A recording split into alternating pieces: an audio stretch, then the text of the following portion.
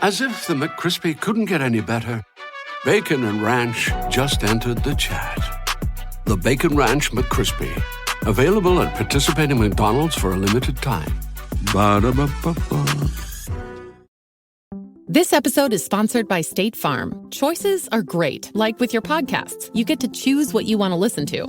And State Farm believes insurance should work the same way. That's why the State Farm Personal Price Plan helps you get the coverage you want at an affordable price and a policy that helps cover what you value most. Like a good neighbor, State Farm is there. Call or go to statefarm.com today to create your State Farm Personal Price Plan. Prices vary by state. Options selected by customer. Availability and eligibility may vary.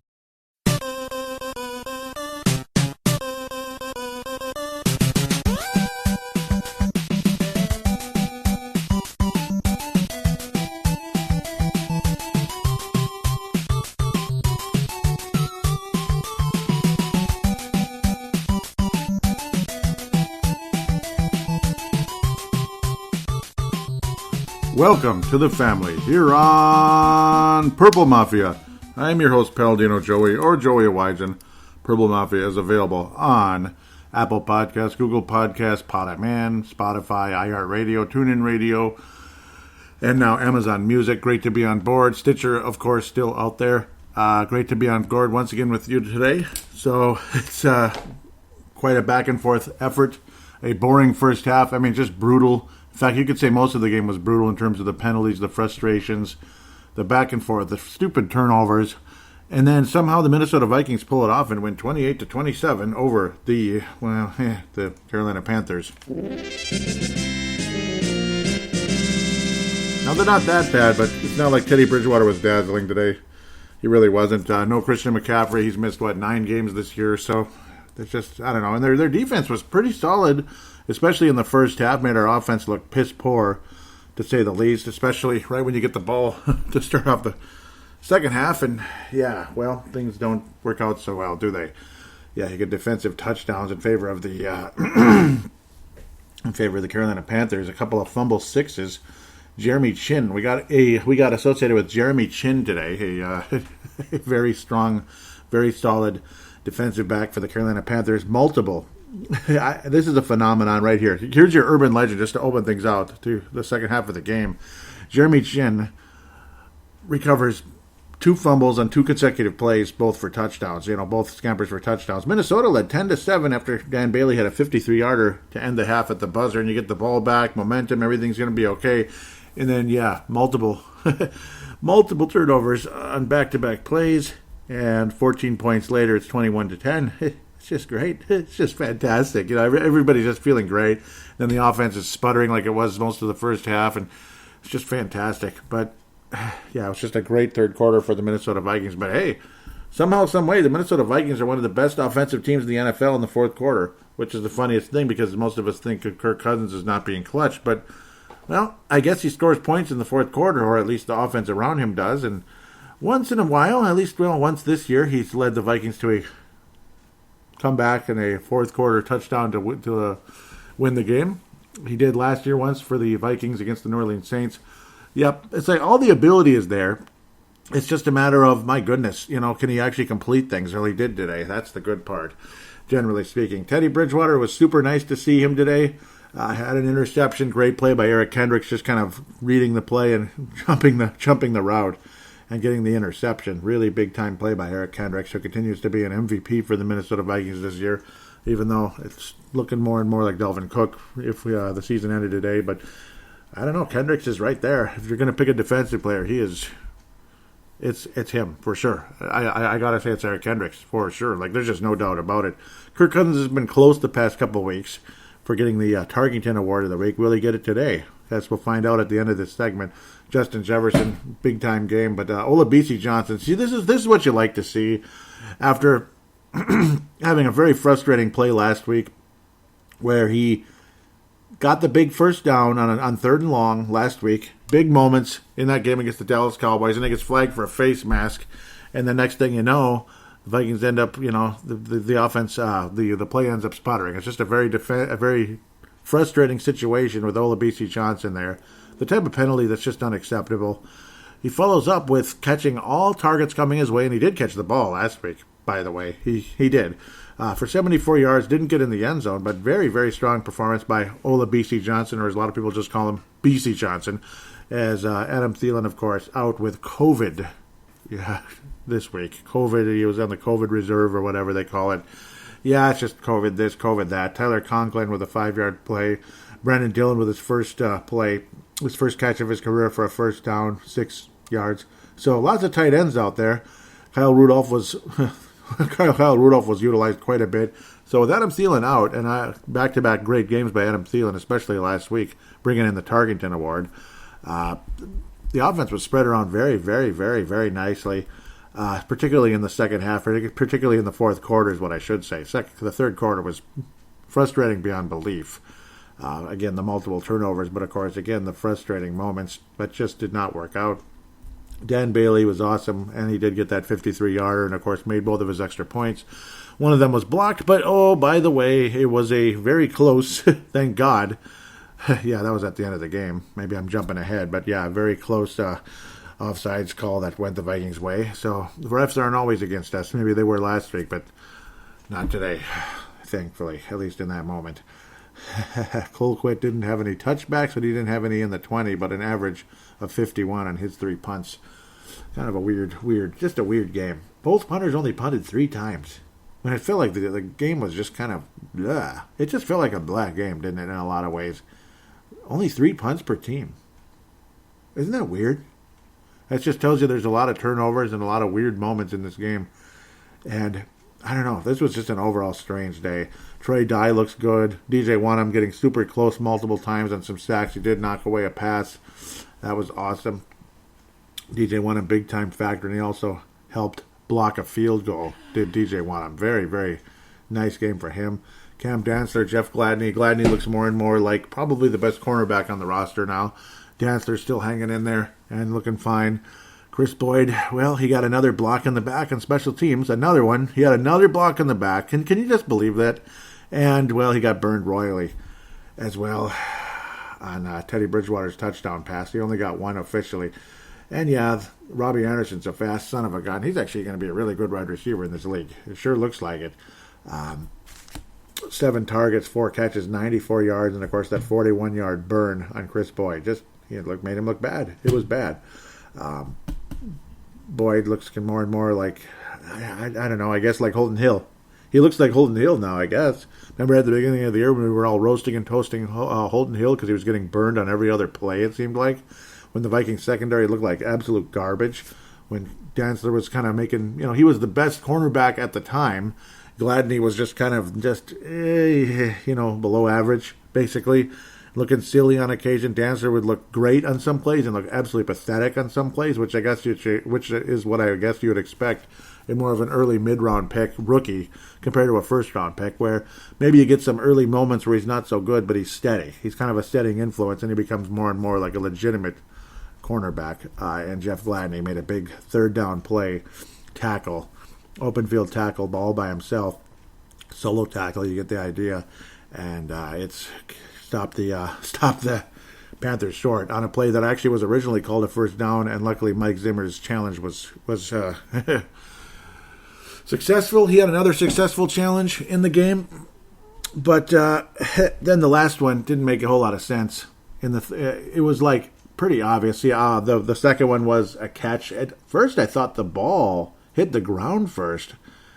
When it was a Justin Jefferson catch, I thought the ball hit the ground first, and maybe I'm just going crazy. He was able to bring it in. It looked better after I saw the play multiple times after originally. I thought the ball hit the ground. I was like, great. And he's throwing a challenge. It's going to be unsuccessful. And then, okay, I guess so. But then it was a close, play where clearly the guy had gotten the first down, and you're in a point where you're behind, and you need timeouts. I think we'd already used one. Yeah, we had already used a timeout because we were panicking about, oh, God, we might get a 5-yard penalty. Zimmer does this too much, doesn't he? He does this too much. We might get and yes, it would have been a horse crap situation anyway. Like, why are we in the situation anyway where we're taking too long to get the audible off, because it wasn't audible. They were changing the play a little bit. The play clock was reaching 0. Zimmer calls timeout. So that was the first timeout. And then you get the challenge where, again, it clearly was like pretty much plain as day. Like the Panther receiver had gotten a first down on the play. Or was it the running back? I can't remember the exact play, but I know it was obvious. He was like probably about a half a yard over the line. And Zimmer throws the challenge flag thinking maybe we'll get lucky. And then now you're down to only one timeout. Luckily that didn't come back to burn the Vikings because it sure as hell could have. Sure as hell could have. You're trailing by 11 points at the time, and we're just throwing timeouts away like they're garbage. I don't know, man. I guess. It's okay. You got Kirk Cousins. He's captain comeback, right? 30 seconds remaining and trailing by 8. We'll tie this sucker up. We'll find a way. It's just like he's just like Russell Wilson. In fact, actually, today was probably the closest you'll ever see Kirk Cousins look like Russell Wilson because he ran for multiple first downs. That's another urban legend. For your 2,000 look at that. Kirk Cousins ran for multiple first downs in today's game. Now, of course, the fumble he had was another situation where he was going forward rather than sliding, and the ball got knocked out. Second time around, well, okay, he didn't get the ball knocked out. He just got there before he got hit. That's good. And, of course, once he hits the ground, if he gets hit, well, there you go. Uh-oh, naughty, then you get the penalty and all that. Luckily, that didn't happen. One of them, he just looked dominant. I mean, that's the fastest I've ever seen Kirk Cousins run. You can tell there's a little bit of something there sometimes. There is some running ability in Kirk Cousins, but I mean, it's just like finally. He's like the Chad Beebe of running backs where you need 8, he'll give you 7. You need 5, he'll give you 4. It was always like that. And then all of a sudden today, it's like you need 10, he'll give you 12. That type of thing. And it was pretty impressive, actually. I was shocked to see it. That was nice. And it was quick decision-making on it, too. Like, okay, I have enough of a hole, I'm just going to go. And he got 12 yards and 10 on first and 10 on one of those plays. It was pretty impressive, actually. So, nice to see. Nicely done, other than that stupid fumble early in the game that put the Vikings in a precarious situation. Thank you very much. That was absolutely devastating. Pardon me, that was early in the second quarter. That was at the beginning of the third quarter, pardon me. I'm thinking my head is just bouncing all over the place, but it was in the third quarter when that actually happened. That was the first of the two fumble sixes, yes. I don't know why I just said the first quarter. I meant to say the second half, but hopefully you'll forgive me for that. We're all human. But other than that play, Kirk Cousins was fairly sharp in the game. Obviously threw the ball away when he needed to, and then you got, again, that speed. You got the quickness. It was pretty exciting. You actually saw some quickness, almost like Aaron Rodgers for a split second, in terms of scampering for those first downs when he needed them. Oh, so much. And thank God Bailey made what he needed to, and thank God in heaven the referees were able to signal a offsides call, and Bailey's blocked extra point because that extra point won the game. I mean, that's how crucial those extra points are. And again, you get a little bit closer to make it a little bit easier, just in case Bailey had the shakes or something on that one, because occasionally guys get nervous. Obviously, that's just sports for you. Occasionally they choke in those big moments.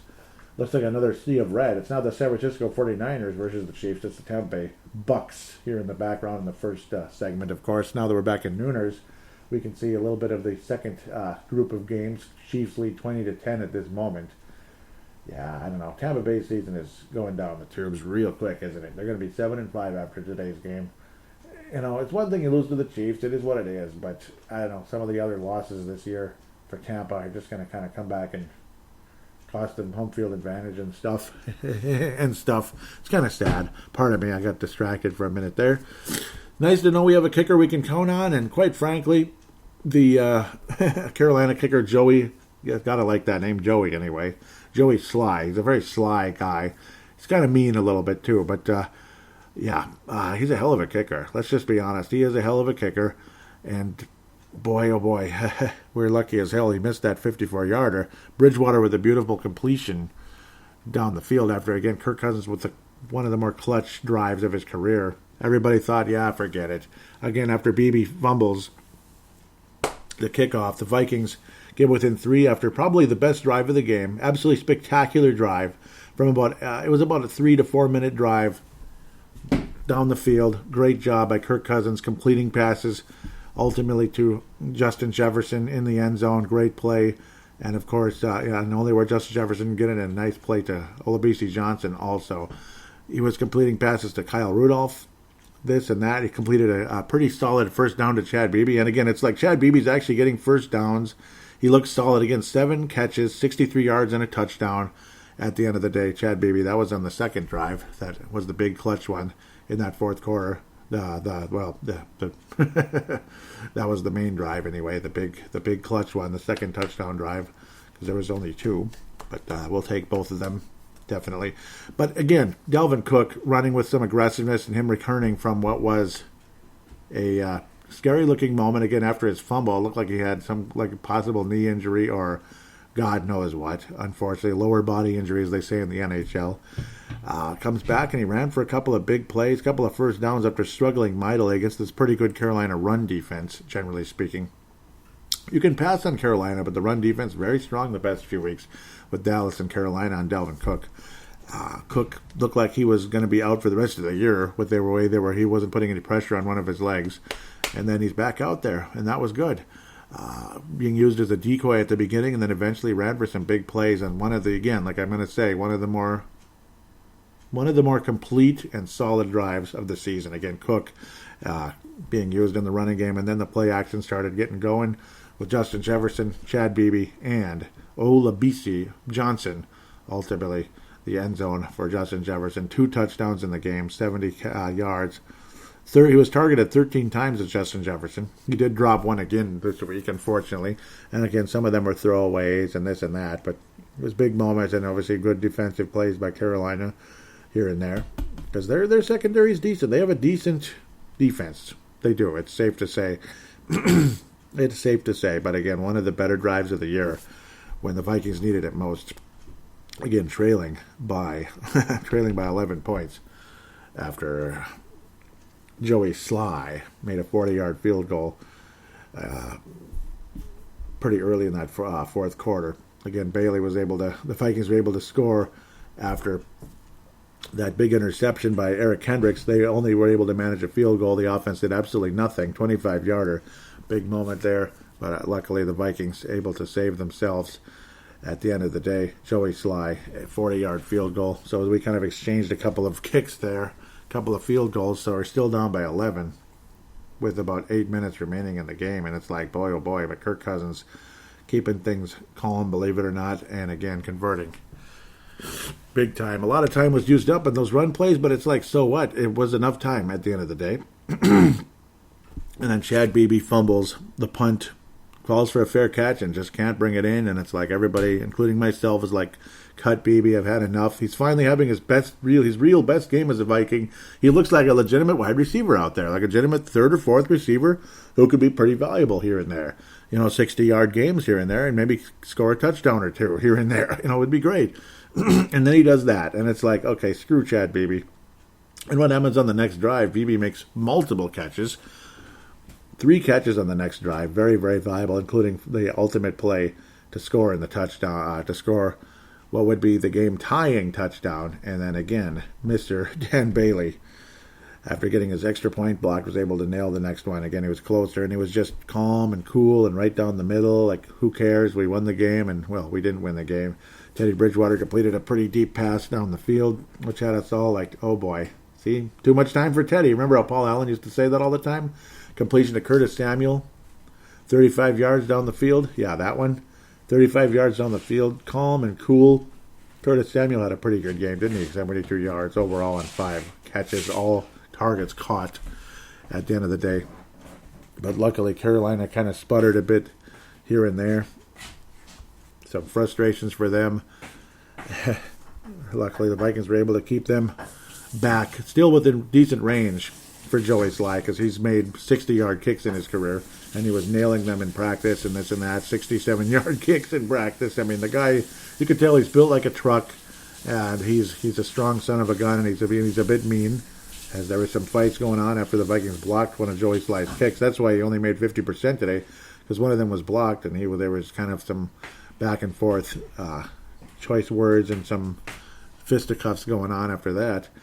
But then Joey Sly just hooked that sucker because he put too much strength on it compared to accuracy. There's a fine line between strength and accuracy on your kicks, and he overcompromised on the strength and hooked that sucker way too much. It's like you're swinging a little too early in baseball. You're swinging too early and it's a foul ball. Unfortunately, foul balls when you're a kicker mean outs, basically. It's the same thing as being out. In fact, I'd say it's much worse than getting out, like in baseball. It's a devastating moment for kickers sometimes, especially you're only trailing by 1 point. You make that kick, the game's over, the Carolina Panthers win. But unfortunately for Joey Sly is Fly, was not able to nail that one, unfortunately for him. But fortunately for Minnesota, all of us that were hoping for the draft, this and that, well, we're not going to pick first overall, that's for sure. We're not going to probably pick in the, we might still pick in the top 10. Who knows what's going to happen in the next couple of weeks. Jacksonville Jaguars, I don't know about that. I'm not that worried about it. But 5-6 is not a gorgeous record. 4-8 is the gravestone. I mean, there's no way they're going to make the playoffs now. Tombstones for the Carolina Panthers. Do they want pepperoni and cheese on this one, or some mushrooms, or green peppers, green olives, whatever the heck you want to put on it? But whatever they want on their tombstone, they're getting one for this season, unfortunately. Yes, I'm making a tombstone pizza joke. Tombstone pizza, yeah. The old commercial. What do you want on your tombstone? That was a funny commercial about 15, 20 years ago. Maybe even further. I think it was in the 90s. It's a long time ago. It's hard to believe the 90s are almost, like the early 90s are 30 years ago now. Feeling old yet, guys? Because I sure am feeling old. And I know a lot of people listening are older than I am. So, and all due respect to every one of you. What the hell happened to the Raiders? Oh, my God. Oof, we'll be talking about that in the next segment. Oh, it's another one. Another team, but I suppose, I suppose we'll get back to that too. We'll get back to that. I think I talked about it on last week's show, but, that sucks for Cincinnati. Yeah, well, I think you know what I'm talking about there a little bit. This was a game that went from really boring, really frustrating, really obnoxious, like you just want to shatter the TV screen and wish you could be doing anything else. I mean, you'd rather be doing lawn cleanups in the cold. That freezing wind up here in the Twin Cities. Maybe you felt it in Iowa as well, because obviously weather patterns are very large sometimes. So, I don't know, beautiful day out there. Just beautiful clear skies earlier in the day, but my God, it was windy. Got some Arctic-looking stratus clouds to kind of take over a little bit in the later stages of the afternoon. It was beautiful during the game, though, just freaking cold because of the wind. You'd rather be outside working in that than watching some of that, particularly the first half, but even that third quarter. You were just like, I can't take anymore. But fourth quarter, I guess. You'd think with how good the Vikings have been in the fourth quarter, we would be like, what? What would our record be right now? I mean, like at least 8-3, 9-2, Isn't that just sad? Instead, we're 5-6. We're 5-6. And that's after a game-winning drive. We're 5-6. That sucks, doesn't it? Ah, boy. Well, Teddy Bridgewater, again, not very efficient, unfortunately for him, though that was a nice, pretty throw. He had some pretty moments out there, which Teddy Bridgewater is wont to do. Vikings defense has been better, generally speaking. The run defense has not been good, to be fair as well, though it was adequate today. It was adequate. It had moments, it had bad moments, it had good moments, it had bad moments. I don't even know where to go with it. The secondary got burned pretty good a bit by, again, Robbie Anderson. Again, that was a big play on our new friend, Mr. Boyd, Chris Boyd. And Chris Jones was kind of yucking it up and getting kind of cocky as well on a play or two, which I'm not sure why that would be. I don't know about that guy, Chris Jones. He's still here. I don't know what he's so happy about. At the end of the day, he got one play. Good for him. No, he got one tackle anyway in the game, but I suppose, yeah, whatever. Eric Wilson, big game, I thought, again, generally speaking. And, well, it's funny how the Vikings didn't get any sacks. Bridgewater got rid of the ball nicely. 0 sacks in the game. Several pressures. And, again, DJ Wanham did get the punt block, and he did deflect a pass as well. Good job, DJ Wanham. He's a good player. Nice rookie player. And Troy Dye is getting better and better as well. Exciting linebacker for the Vikings. Nice. We're more set at linebacker than we thought. Yep, I'd rather have either one of those guys than pay Anthony Barr $13 million next year, but apparently if the Vikings did cut him, there'd be a ton of dead cap. So we're kind of in trouble right now. We'd have to be able to trade him in order to clear that up, I guess. So we'll see what happens in the offseason. Fran Tarkenton Award for this episode is Kirk Cousins. Captain Kirk gets his, I think it's his second of the year. It's got to be at least his second. Captain Kirk. Well, I guess that's his name. He's better than Kirk Heinrich, I suppose, for the Chicago Bulls, that former point guard, that nerdy-looking dude. Oh, boy. Like, people made fun of Andrew Luck looking all geeky. Yeah, well, he's throwing 40 touchdown passes and kicking your butt. Some geek, right? Some geek. He's kicking your butt anyway, if he's a geek or not. But Kirk Cousins, good game. Pizza Ranch, Kirk Cousins. Good overall game. Did not throw an interception. He did have that crappy fumble that ended up derailing things temporarily. Solid quarterback rating. Passing completions about 72%. He got sacked twice and blah, blah, blah. Blah, blah, blah, blah. The Christian Ponder Memorial is going to go to Chris Boyd. Again, he got burned pretty bad. It's another penalty. I don't know. Come on, Chris. I'm counting on you, Chris. We're counting on you. We'd like to see him step up because we know the talent's there. Now he's starting to make stinking mistakes, and he's starting to fall apart a little bit out there. Hopefully he can kind of get it back together because Mike Hughes can't freaking stay healthy. I mean, screw Mike Hughes. He can't stay healthy. He's looking more and more like a bust, and it's sad. It's a bummer. Obviously, the other players are not here anymore. Xavier Rhodes, and I don't know. I don't even want to go there anymore. Let's try to move on. The one I'm saddest about was Mackenzie Alexander, because he was still super young, wasn't he? So imagine Mackenzie Alexander with Dantzler and Gladney. Wouldn't that be nice? And you could just forget about Mike Hughes and maybe have James Daniels or something instead. Wouldn't that have been nice? You have James Daniels as a guard instead of maybe Dozier or something? And, of course, Cleveland's been out the last couple of weeks, so that's been a frustration as well. It's unfortunate. And it's kind of like, what the hell can you do? You know, you put Brett Jones back in there. He's been the right guard the past couple of weeks with no Cleveland. That's not been necessarily a good thing. But Jones has held up his own, I thought, because obviously his NFL life is at stake at this point. Poor guy getting cut and re-signed and cut and re-signed. But, well, welcome to the NFL, right? So there you go. That should wrap up this first segment. Fun to talk about, generally speaking, just an overall annoying game that the Vikings end up winning, and we'll see how much that means in the next couple of weeks. With that said, we'll take a quick break, look around the league, and preview the Jacksonville Jaguars.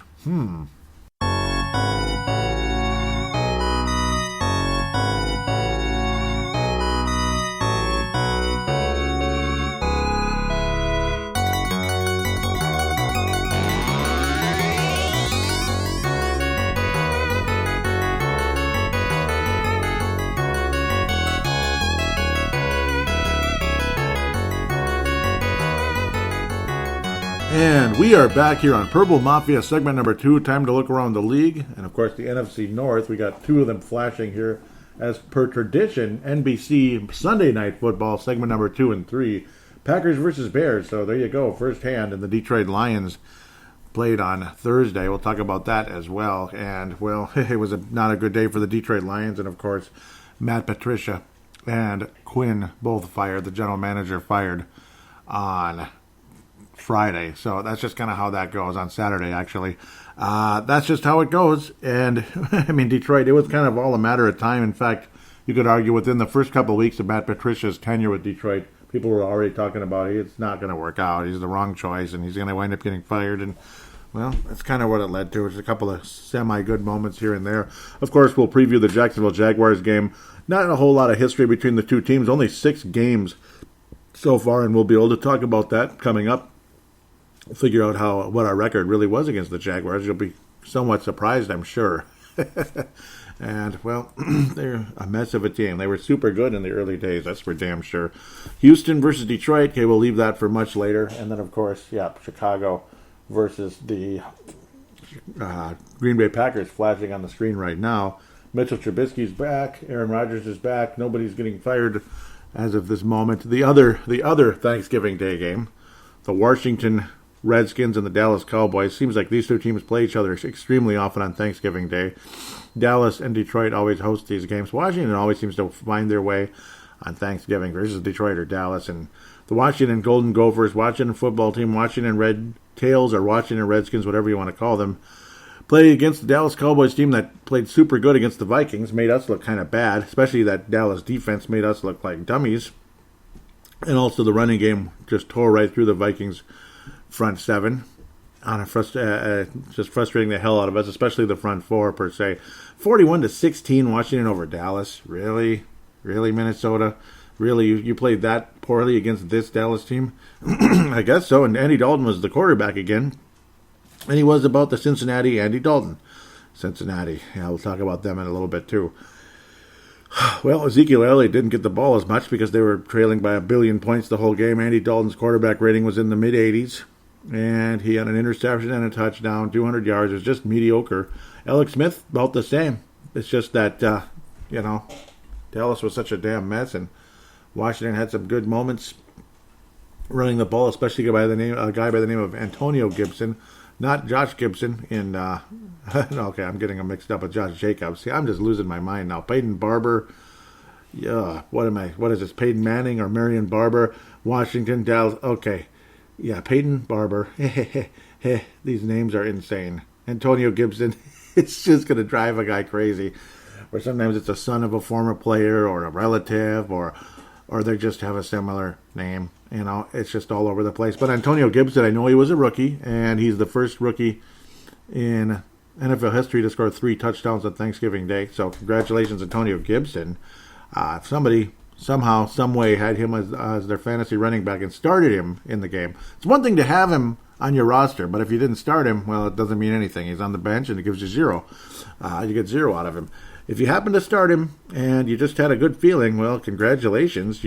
Wow. You just scored probably like 28 points or something like that with 100 yards, 6 yards a carry.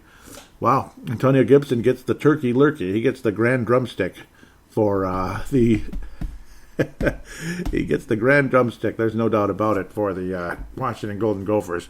And, of course, nice to see Patrick Royce and the Turkey of the Year come back, but it had like a different name. It was like TAT, something like that. I don't know. It was a Turkey Award, something. I don't know. It was something, but it wound up going to Mark Coyle. So, kind of funny how all that turns out. The Golden Gophers athletic director. So, it was kind of Gopher related or Maroon and Gold team related. Yeah, just like Marion Barber was on the Gophers and a guy by the name of Peyton Barber is on the Redskins. Yeah, I don't know why I'm still talking about this game. Nice to see Amari Cooper, though, 112 yards, and he got the only touchdown from Andy Dalton. And, yeah, I don't know. Washington just put a whooping on them. They really did, and it didn't have a whole lot to do with Alex Smith. It was just they just ran right through the Cowboys, kind of like Dalvin Cook sort of did for a moment, but then we gave up 1 billion yards to Ezekiel, and frickin' Pollard didn't even see any resistance. He just ran right on through like it was just a jolly old day in the good old Northwest or North, the jolly old North in U.S. Bank Stadium. That's great. Wow. It's kind of funny how that turns out, isn't it? Let's try to get off this one and move forward. Congratulations, Washington, 4-7. If they're in the hunt, I maybe. Here's another anomaly. Las Vegas had been playing really well this year. They had been playing well. They kind of screwed around a little bit, then they started playing well again, and now, what the hell is this? It's another one of these kind of games. Kind of like how the Cowboys jumped up last week, and then they sucked this week. And then the Redskins sucked last week, and they stepped up this week. That, isn't that a theme going on in the NFL right now? Kind of like the Vikings half the time this year. Well, kind of. Like we stepped up against Green Bay, and then stuck it against Dallas. That makes a lot of sense. Sucking against the Cowboys. 43-6. That's right, 43-6. Atlanta over the Las Vegas Raiders. 43-6 over the Las Vegas Raiders. I can't believe what I'm hearing, man. I mean, are you kidding? What the hell is this? 43-6. Yeah. Good job, Vegas. You really put all your chips in the basket this time. You put all your chips in on this one. They made a field goal. Daniel Carlson were 29 yards out because they just couldn't finish on that drive.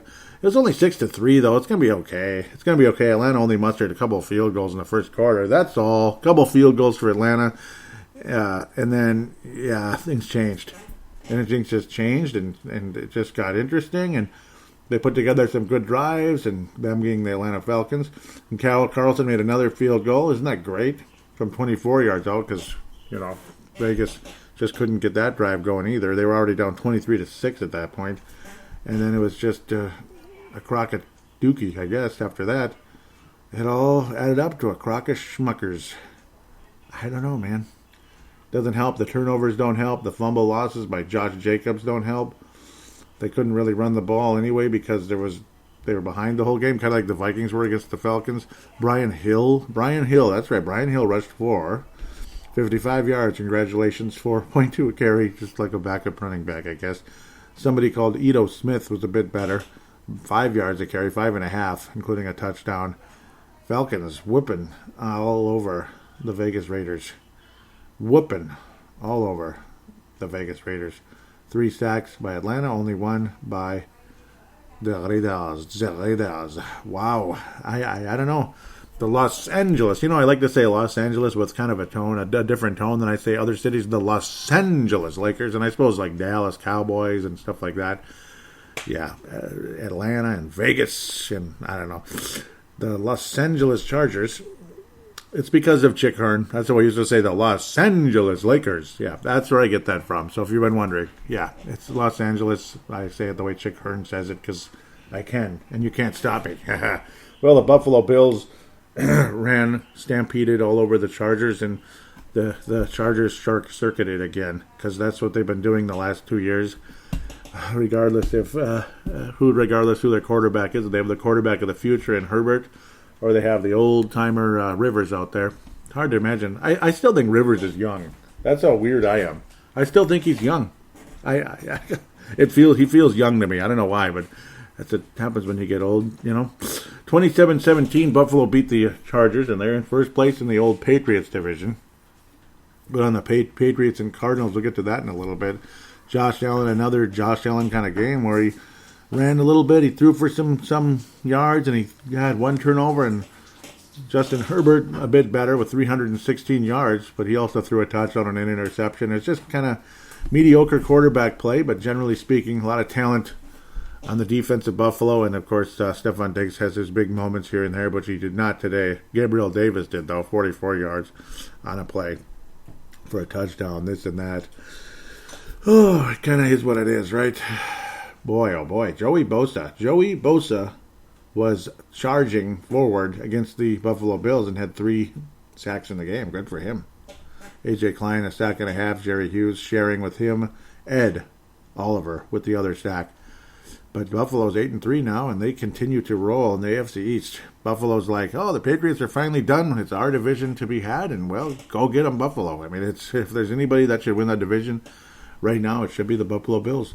The New York Giants, somehow, some way, probably because of a really weak schedule when you think of their division, as sucky as it is, with teams like Philly and Dallas and, Philly and Dallas and I don't know. It's just an absolute joke when you look at that division. Philly, Dallas, and Washington. I don't know why I was thinking watching, and I thought I'd already said it. That's why I'm stumbling around. But 4-7, somehow they've stumbled into four wins on the season, and Cincinnati just can't beat anybody. They can't beat anybody. They couldn't beat the Gophers right now, and the Gophers aren't even that good. They couldn't beat them right now. Well, maybe they could. The Jets might have a problem with them. 19-17. It's just another bad football type of game. Bad bowl of football here. 19-17. Something significant happened that year. Yeah, World War II. I believe it ended that year. So, yeah, that's a long time ago. Yeah, I believe it ended that year. World War I. What am I saying? World War I, I believe, ended that year. Woodrow Wilson and all those guys. And their League of Nations, they formed right after it, which was not a good thing. That might get on Freedom of Thought someday. That's the other podcast. Still waiting for episode 2 on that one. Got to get that thing going. Cincinnati, though, Brandon Allen was the quarterback because Joe Burrow, ACL, MCL, and other stuff going on. Yeah, did you hear what I just said? ACL, MCL, and other stuff going on. You know what that means. Another Cincinnati number 1 pick in the draft with another ACL. Kashana Carter. A couple years when it came to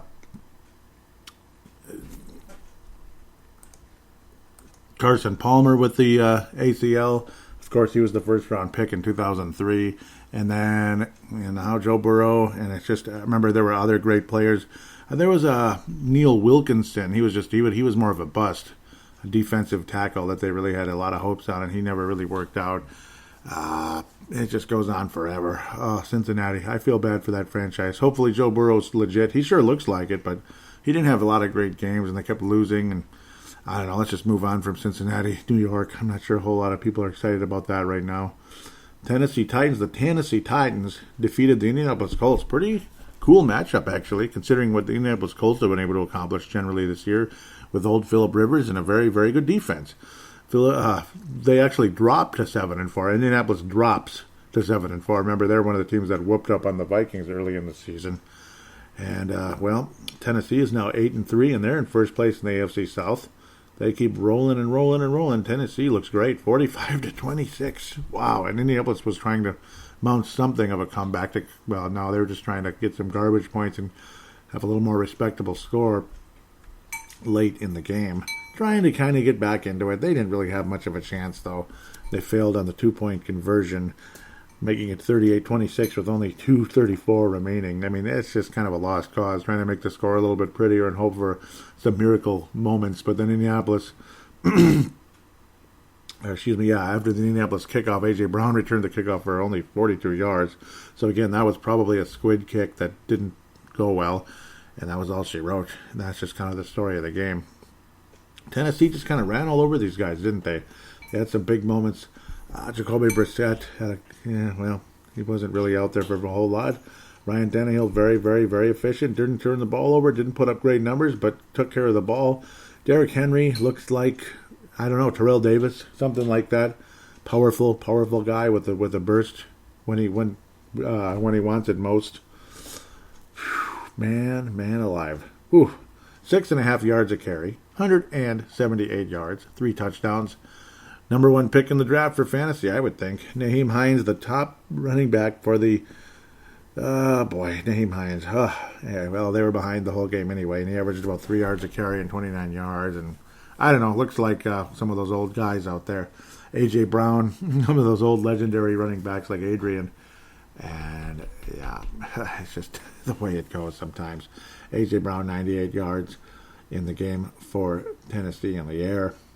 Titans are just rolling. They are 8-3, pardon me, and I don't know. They're legit. They are legit, and I think they have a chance to be a team that could go right back to that AFC title game against the Chiefs again. Unfortunately, probably will wind up with the same result with the way things are going. New England Patriots beat Arizona. Arizona back-to-back frustrations, and they're down to 6-5 now. Just 2 weeks ago, they were 6-3. Now they're 6-5, and New England is just like the Vikings. The Vikings and the Patriots have the same record. What do you think of that, huh?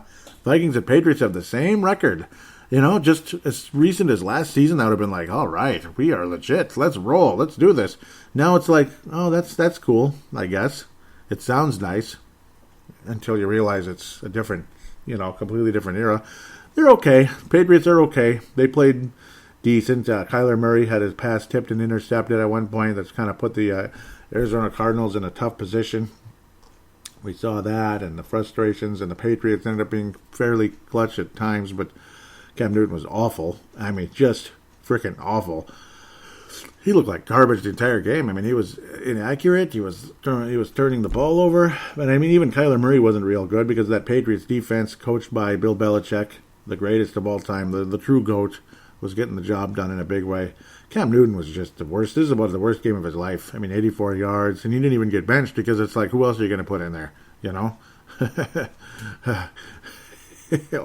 Tuden, is that going to be your next quarterback? I don't know. I'm just losing it right now, but yeah, it's terrible. I'm kind of surprised. I'm kind of stunned that the Patriots won this game when you consider how garbage Cam Newton truly was.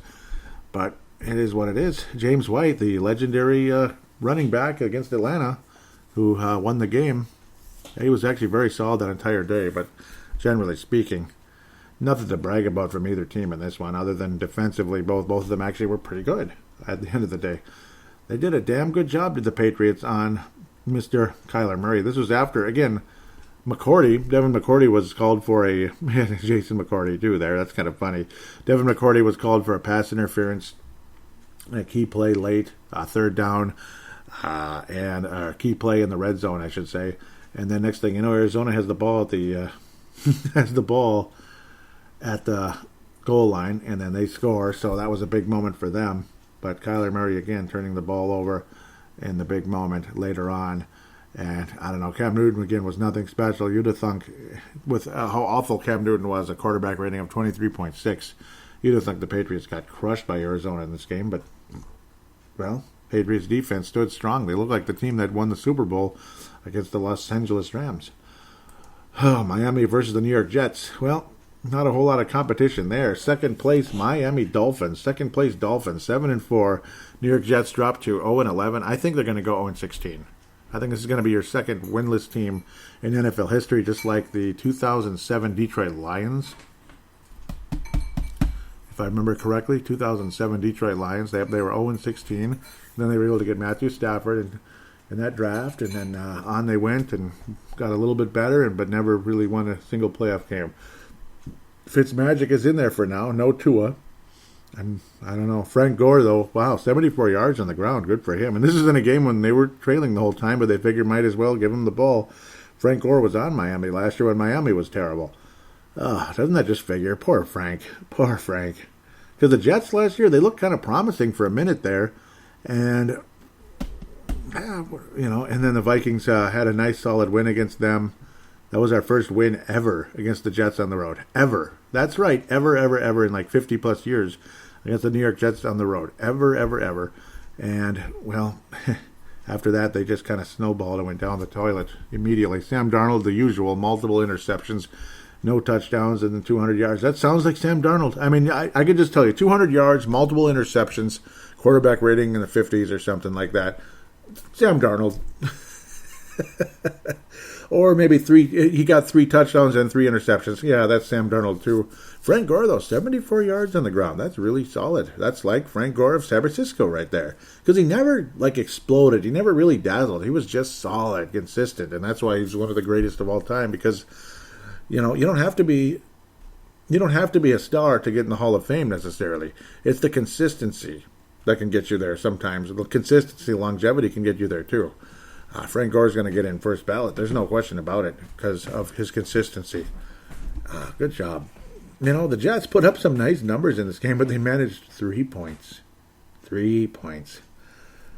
Wow. Devontae Parker, 119 yards in the air. Mike Gesicki got the touchdown. He's the only receiver to get a touchdown. Well, no, he's not.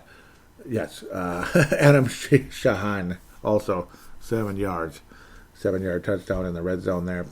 But Ryan Fitzmagic is back out there leading the club. A pretty solid game by Ryan Fitzpatrick. He didn't get a turnover because he usually does. He usually gets a couple turnovers as well. That's why he's more of a backup spot starter kind of guy who gets paid very, very, very, very well and has made a lot of money in his lifetime and kind of traveling throughout the league. He's a traveling man, just like that 50 song.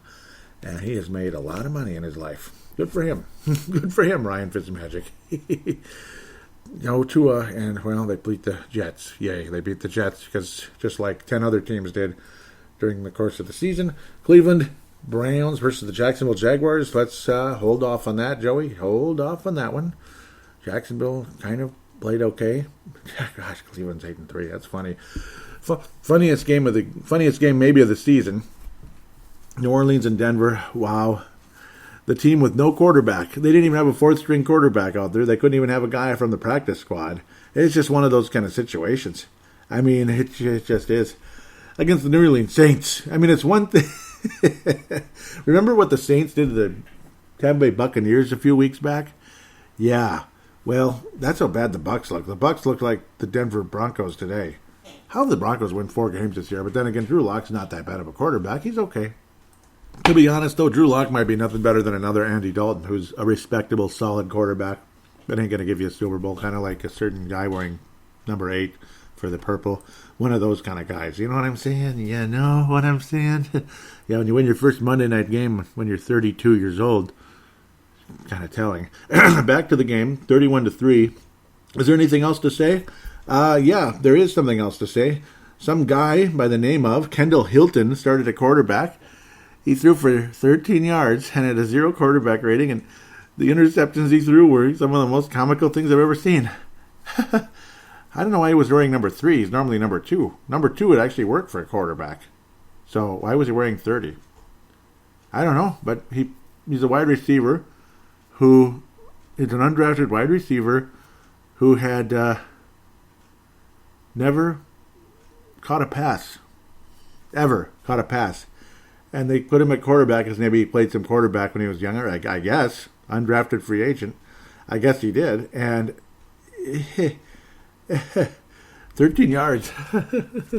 13 yards and 2 interceptions. Taysom Hill, what the flip Saunders is this? I thought Taysom Hill was better than this. And you know what? Denver's defense is respectable. Wow, certain former running back for Minnesota. Holy schmuckers. I don't think Taysom Hill's a starting quarterback, even though you can do a lot of cutesy fun things with him. This is pretty schmucky. This is pretty crappy. I'm trying not to swear here all over the place. I could have said about 6 swear words there. This is terrible, man. What a joke. 31-3. A quarterback threw for 13 yards. I think maybe I could luck into that. Maybe a couple of years ago. Right now, probably not. But a couple of years ago when I was in a little better shape and maybe my throwing arm was kind of had something going on, I might be able to luck into 20 yards. Maybe. Kendall Hilton. No, he was wearing number 2. No, he was wearing 30. That's so confusing. Why wear 30? That didn't make any sense. Maybe I'm just mixed up and confused, but he was just, why was he wearing 30? Well, that low snap wasn't exactly his fault, but he fielded it about as well as that stupid shortstop the Twins had a few years. Second baseman, pardon me, that couldn't field for his life, and yet we paid $1 billion for him. That was about 10 years ago. I don't even remember the guy's name anymore because I don't care. He sucked so bad. Latavius Murray ran all over those Denver Broncos, even though their defense is respectable sometimes. Latavius Murray, not Alvin Kamara. Taysom Hill did run for 44 yards, and he scampered in for 2 touchdowns. That's where you can get cute a bit with Taysom Hill, but as a passer, he's okay at times. He wasn't good in this game. He was awful, too. This is just garbage. But 4 rushing touchdowns, Latavius Murray, fantasy phenom today. Hope you started him if you just happen to have him as your 4th running back, because he's kind of a second guy out there usually, like a 3rd down running back, but obviously a valuable guy. 2 touchdowns in the game for him.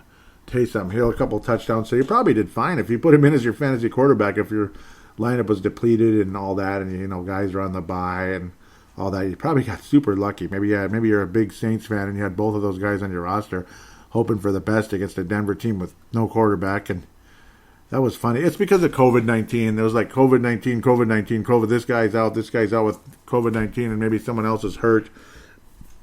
And the Broncos refused to forfeit, which I don't blame them. I wouldn't forfeit either. It's just that, ooh, boy, I feel, as a Denver Broncos fan, though, I could imagine their phone calls saying, how dare they ask people to watch this garbage, blah, blah, blah, blah, blah, blah, blah.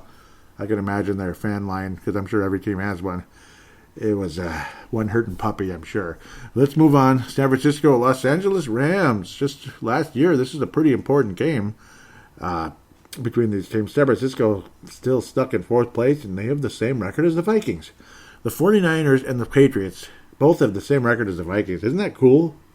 Yeah, that would have been cool just a year ago, wouldn't it? Even just a year ago. San Francisco was the number 1 seed in the NFC. New England was way up there, 2nd place in the AFC, if they didn't kind of choke it away the way they did. But they kind of did. Nick Mullins, it's just getting worse and worse, isn't it? Yeah, can't even get Garoppolo in there. Jared Goff, who Brady didn't even shake his hand, and he had an awful game. What's going on out here? Mostert came back. He was kind of banged up. He was playing hurt a bit. Jerick McKinnon, well, he managed 7 yards a carry. He only ran the ball 3 times. Kind of sounds familiar. What a weird game. Cam Akers, though, really solid. He was kind of pretty much the star for the Rams, only running the ball 9 times, but had that scamper, 61-yard scamper that really helped, and Robert Woods also a couple moments. But generally speaking, Goff was awful, and Nick Mullins was awful. And the 49ers end up winning the game and jumping to 5-6. And this is after the Rams had a pretty good whooping on the Tampa Bay Bucks just a week ago, following up with a trap game at home against the last-place 49ers. Well, well, well. Ain't that the NFL? Well, well, well, ain't that the NFL? Yes, it is. Bucks versus Kansas City Chiefs. Bucks were getting smoked most of the game. Brady generally looks sharp, but then he'd underthrow a pass, get picked off, and it's just, I don't know, it's sad. It's a bummer. I love Brady. I know 90% of you hate him. I don't care. I love Brady. I'll keep saying it. And I can just imagine all the Brady haters complaining when Brady got multiple roughing the passer calls going his direction during that final drive. That also, that got the Patriots in the end zone and within 3 points after they were trailing by quite a bit. Patrick Mahomes on the previous drive, he got slapped on the side of the helmet, and it wasn't even that hard by Pierre-Paul, and he's all banging on his thing. He was hitting his helmet harder when he was showing the ref, hey, I got hit right here. He was banging his helmet harder than he got hit, and he got the call as well that helped the Kansas City Chiefs in a big way. I don't know. It's annoying. It's a pain in the butt. Oh my God, Tyreek Hill. Fantasy craziness. If some of you out there, some of you Chiefs fans or just random fantasy fans that love Tyreek Hill, oh my Lord, did he have a hell of a game. And it was highlight after highlight after highlight after highlight in this game for Tyreek Hill. My goodness, he had 13 catches, 269 yards, 3 touchdowns. You just don't get much better than that. That's like Adrian Peterson versus the, I almost call them the LA Chargers, San Diego Chargers years ago. In the Metrodome, 2007, rookie year. Oh, Tyreek Hill. Oh, I mean, it was just play after play. And it's kind of like, how Justin Jefferson makes the catch, and he did a backflip, did Tyreek Hill on one of his touchdowns. That was something else. Seeing the highlight there. But what an amazing, amazing game for Tyreek Hill. Oh, Justin Jefferson also is so good at those catches where he can get around people. Like, that was one thing Randy Moss wasn't necessarily great at unless he was in stride. Then forget about it. Against the Cowboys, it happened. And it's crazy to think that actually at this stage of the season, compared to Randy Moss in 98, at this stage in the season, it was 10 games in. Randy Moss had less yards and less catches than Justin Jefferson. That's one of the darndest things I ever heard. Talk about an urban legend. Because we all know who Randy Moss was in 1998. We all know who Randy Moss was in 1998. The greatest rookie of all time, I'd have to say, ever.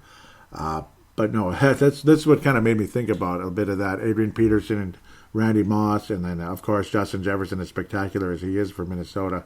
What an amazing game by Tyreek Hill. And obviously, everybody's heard of him, but you don't usually think of games like this out of Tyreek Hill. That is some historic stuff. Rob Gronkowski going classic Rob Gronkowski in this game, 106 yards. Didn't get in the end zone, but a couple of huge plays. Mike Evans was big time at moments in the game, but a lot of the plays were, unfortunately, some of the inaccuracy from Brady, and he was well covered at times as Mike Evans, and of course some throwaways from Tom Brady, because that's what Tom Brady's want to do to avoid some sacks, because he doesn't have mobility. Moments like that, Ronald Jones solid in the game, considering what he was able to do in only 9 rushes, 66 yards. That's pretty amazing, actually. Very amazing. But this time, Tom Brady shook Pat Mahomes' hand, so we can all relax now. So sorry that Brady didn't shake Jared Goff's hand at the end of last week. I'm so sorry that offended the whole planet. He should have, yes, but maybe just, I don't know, maybe something got under Brady's skin about that one. And I don't blame him, I guess, at the end of the day. It is what it is.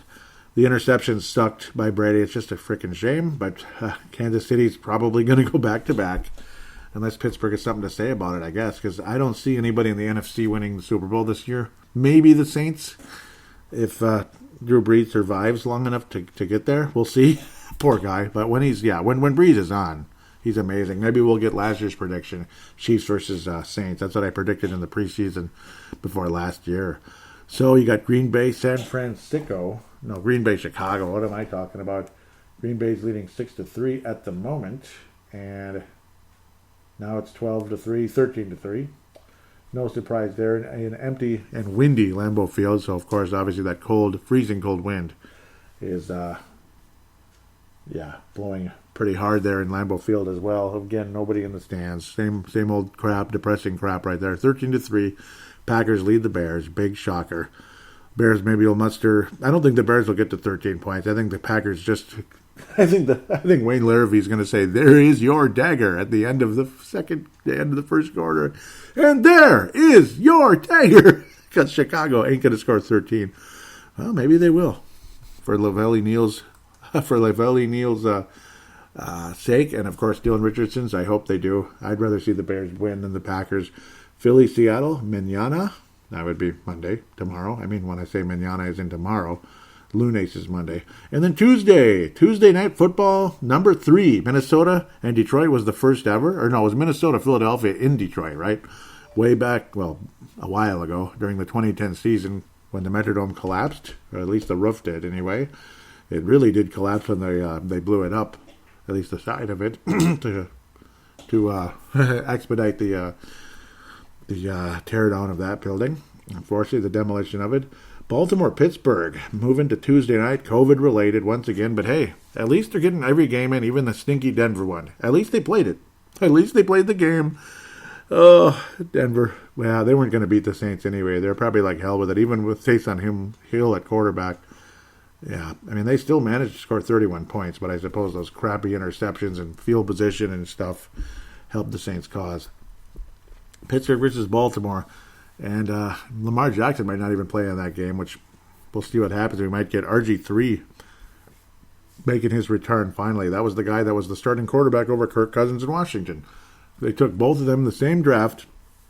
Kirk Cousins was taken in, the third round to be the potential backup. RG3 was taken, second overall in hopes of being a legendary franchise quarterback for Washington, which I don't know if Washington's had a legendary franchise quarterback very often. They're kind of like the Bears that way, aren't they? But at least they won Super Bowls. Doug Williams is pretty damn awesome though. Back in the day when they won the Super Bowl in 1987, at the very least, beating the Vikings in the NFC Championship game and crushing Denver after that. Pittsburgh's undefeated. Baltimore 6-4. We're happy for them. Baltimore, big drop off after a huge start to the season at 6-2. They look like crap now, don't they? Green Bay Green Bay's winning 13-3. We're happy for them. Detroit, Houston, NFC North roundup. And, well, obviously a very significant game, even though it was an ugly score. 41-25 over the Detroit Red Wings. That would be the Houston Texans. Both teams are 4-7. Houston's got the tiebreaker over Detroit now. Well, another situation where, say, the Vikings messed around with the Houston Texans and then beat them, and then Bill O'Brien got fired. And Detroit got their butts kicked by a crappy Houston Texans team, and, well, Matt Patricia got fired. And obviously their general manager also fired in Detroit. So they're starting all over again. It's going to be rough, yeah. That's the Detroit theme song every 5 years or so, isn't it? Jim Caldwell was probably their best coach in forever. Why'd they fire Jim Caldwell? He was actually doing fine. He did a good job. He actually had Detroit 11-5, and if only they could have gotten past the stinking Cowboys a couple of years ago, they might have gone far. That was a good team. Man. I don't know. That was a good team, actually. I was rooting for them over Dallas, and I sure as hell would have rooted for them over the Packers if they survived to the next round there. But, well, they shouldn't have hired Matt Patricia in the first place. It's just not a good fit. He was a defensive coach who gave up 1 billion yards and 1 billion points in the playoffs the year before. Makes perfect sense, right? Defensive coach who gives up 1 billion points and 1 billion yards. Huh. I guess. Might as well hire Leslie Frazier. Oh, wait. No, Frazier was actually better than that guy. And that's saying something. Hall of Fame watch, Adrian Peterson, 55 yards on the ground. Only 3.7 a carry, but I suppose that's good enough. And 2 touchdowns for Adrian Peterson. Trying to move up the charts in the touchdown category as well. Good for him. Adrian Peterson. But obviously, that's all Adrian cares about. I'm pretty sure that's what Adrian cares about is his stats and his numbers here and there, rather than actually winning the game, which the Lions didn't. Matt Patricia, well, that's one of his last major signings was Adrian Peterson right before the season, and, well, he didn't sign him, the GM did, but obviously Patricia and him worked together on that one, I'm sure, if that's possible. But let's look at Jacksonville. The Jaguars versus the Browns. Vince Germano's Cleveland Browns are 8-3, second place in the AFC North. They're ahead of the old Browns. How often has that happened? Good job, Cleveland. You're ahead of the old Browns now. 6-4. Maybe they'll be 6-5 tomorrow. 2 games behind the Browns if they lose to the Pittsburgh Steelers tomorrow. 1-5, Jacksonville Jaguars. Cleveland wins 27-25. Jacksonville's hung in there against multiple teams, so watch out, Minnesota. Another trap game. Baker Mayfield had his best game in like 2 years, at least a month or so, a couple months. Nick Chubb just ran all over those suckers, as did former Chief Kareem Hunt. 62 yards, 144 for Nick Chubb and a touchdown. Mike Glennon. No wonder Jacksonville played well. Mike Glennon's not a great quarterback, but he's okay. He's another one of those guys like Fitzpatrick who's kind of held his own, and they got James Hollywood Robinson running all over the field as well. I think the running back position is making a major comeback in the NFL. You know how they kept talking about this is a quarterback's league, this is a quarterback's league, this is a quarterback's league? Well, how many teams in the NFL don't have good quarterbacks? I mean, hello, it's all over the league, right? Or guys that are kind of reliable and kind of not, like the Kirk Cousins of the world, Andy Daltons of the world. Yeah. Well, Jarvis Landry put up spectacular numbers with Baker Mayfield. That helps when you have a guy like Landry, even without Odell Beckham Jr., who's just a clown anyway, in my opinion. A really talented clown, but a clown. Landry, much more respectable, 143 yards and a touchdown. I love Jarvis Landry. I love that guy. And Kareem Hunt, hey, he's playing well anyway. I won't say his off the field stuff. At least he's staying out of trouble for now, and hope he continues to do that. It's too bad what happened. Obviously, all respect to those involved in that one, unfortunately. Jacksonville Jaguars, though, generally speaking, if Mike Glennon's the quarterback, hey, at least you got something there. I mean, it's a weird team. Jacksonville's just weird. James Hollywood Robinson, I just call him that because they former Timberwolf. Obviously an interesting name. He's had a pretty good season, 762 yards before today's game, so that puts him just under 900 on the year, and 7 touchdowns. That's actually pretty respectable. Born on August 9th, 1998, undrafted, one of those kind of guys. I like that, and he's just a rookie too. Good start to a career. Just a rookie, and he's actually got 249 yards receiving before today's game. So that's going to be an interesting guy to watch. I mean, that's nice. They got rid of Fournier, and you bring in this undrafted free agent. Fournier, yeah, they got rid of Fournier. He went on to the Tampa Bay Bucks. He just, he moved south a bit to Tampa, Florida versus Jacksonville, where he's kind of on the panhandle. It's a bit more redneck up there, a little bit. I would say so. Gee, I mean, just Jacksonville sounds redneck, doesn't it? Jacksonville, Florida. So I love guys like this that can just, they can survive. Hey, I had 31 yards receiving. James Robinson, what a nice story. Isn't that cool? About 900 yards. Again, 31 more yards receiving, almost 300 yards receiving on the season. He's a hell of a player, actually. When you sit down and analyze that, he's a hell of a player. He just keeps showing up and showing up and showing up every week. That's awesome. So I hope he doesn't run all over us, and I think he's the biggest threat in the game. It ain't going to be the quarterback. Mike Glennon's respectable. He's solid. He doesn't make mistakes.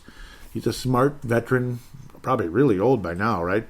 Quarterback who we haven't really heard of much anymore. Yep, there's that old shaved head again. Oh, he's born in '89. He's not that old, but he's old.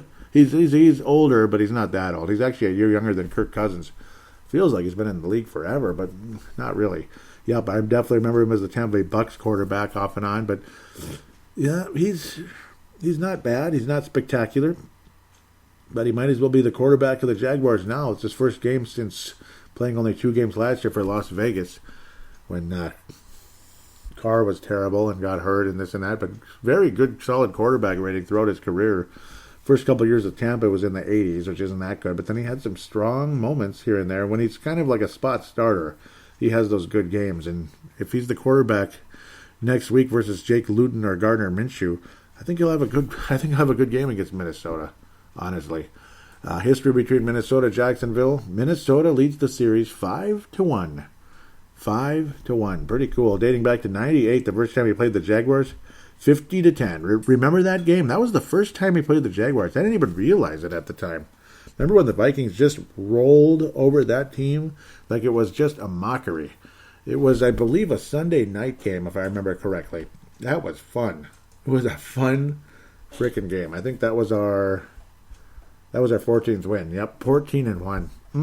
Gary Anderson made a 53-yarder in the game, and that was in the second quarter. It was only 6-0. Little did we know the Vikings were on their way to 50 freaking points. Oh, what a night. What a night. Jonathan Quinn was the quarterback? Oh, yeah, I remember him. Yeah, he was nothing special. Cunningham threw for 3 touchdowns and 210 yards, and Brad Johnson came in because it was just such a blowout. I remember that. And Brad Johnson was very solid in that game. His thumb had healed. I remember he broke his thumb against the St. Louis Rams. In that one, Robert Smith ran for 100 yards. Fred Taylor. Remember Fred Taylor? He was their franchise running back in those early days. He was really good. And I believe he got a Super Bowl ring with the Patriots a couple of years later. I think the Patriots' second straight Super Bowl, something like that. Or maybe the one where they beat the Eagles. But hell of a run. I remember him when he was a big-time rookie coming in to join Mark Brunell. Yeah, Mark Brunell was, this is when he was, couldn't have been. It was the year before was when he was recovering from an ACL. It must have been something else. I can't remember. It doesn't matter now. It's only 22 years ago, that's all. So, I don't know, sorry my memory isn't perfect on that one. But generally speaking, what a fun night. I remember this, though. Just an absolute mockery. Just fun. I don't think this is the one where... I hope this wasn't when Dwayne Rudd did taunting. That was against Chicago during that year. I remember, yep. So we have a couple of 98ers the last couple of weeks. And I talked about the Bears when the Vikings torched the Bears in 98. And Dwayne Rudd had recovered a fumble and was taunting the Bears right before the goal line, like, come, get me, come. Nope, sorry, and then stepped in the end zone just to show off. Second game the Vikings ever played against the Jaguars wasn't until 2001, 33-3 on December 23rd, 2001. What major historic event took place the next morning? Anybody? 33-3. Very, very frustrating season. The whole fan base was clamoring for the firing of the unpopular and frustrated Dennis Green.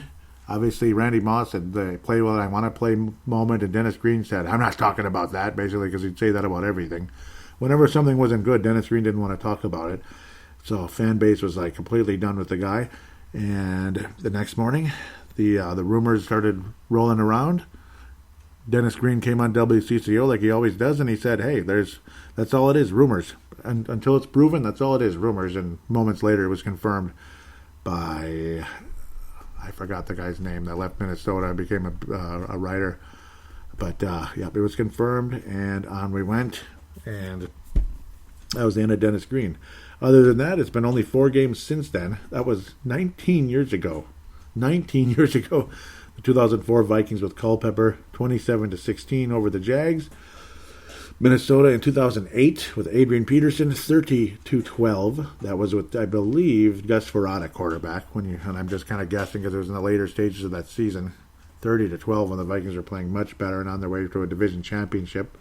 Believe it or not. I didn't like that team very much, actually, and I drew a lot of ire from the fan base because that was my first year doing Purple Mafia, and I was very critical of the 08 Vikings. 2012 Vikings barely beat a pretty mediocre Jacksonville club on September 9th. That was the season opener, I believe. The Vikings had its ups and downs that whole year and still wound up squeaking into the postseason.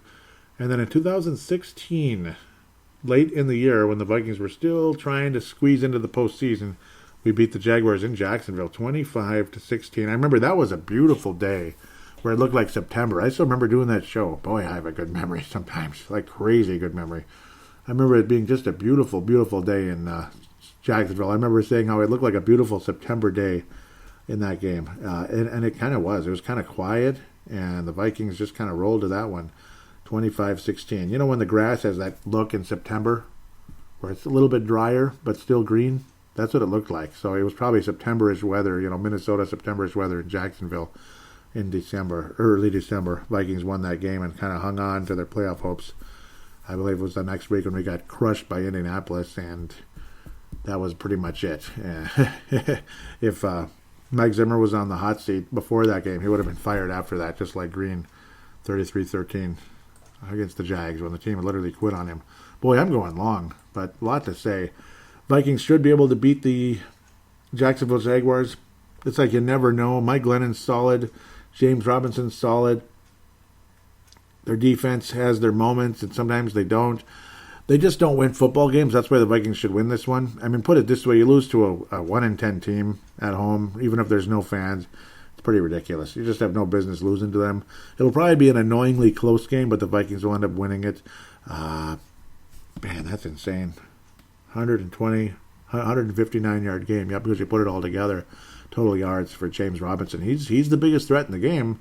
If the Vikings' run defense doesn't show up at all and James Robinson runs all over us, Jacksonville wins.